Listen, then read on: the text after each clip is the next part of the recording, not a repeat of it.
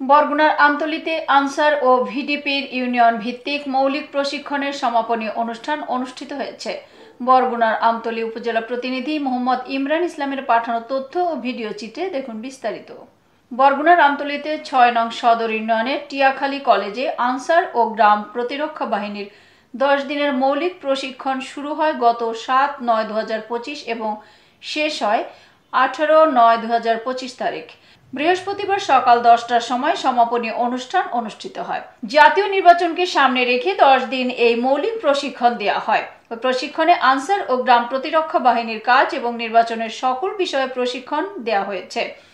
সেখানে নৈতিকতা, ফায়ার সার্ভিসের মহড়া সহ সকল ধরনের প্রশিক্ষণ দেওয়া হয় এবং সমাপনী অনুষ্ঠানে প্রশিক্ষণ প্রাপ্ত ভিডিপির সদস্যদের শপথ বাক্য পাঠ করান আমতলী উপজেলা আনসার ও গ্রাম প্রতিরক্ষা বাহিনীর উপজেলা প্রশিক্ষক মোহাম্মদ মেজবাউদ্দিন চৌধুরী এবং নতুন ভিডিপি সদস্যদের মাঝে সনদপত্র ও পুরস্কার বিতরণ করেন আমতলী উপজেলা নির্বাহী অফিসার জনাব রকুনুজ্জামান খান।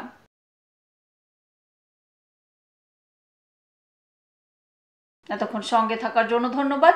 ION টিভি নিয়মিত আপডেট পেতে ভিজিট করুন আমাদের ওয়েবসাইট, ফেসবুক, ইনস্টাগ্রাম ও ইউটিউব চ্যানেল।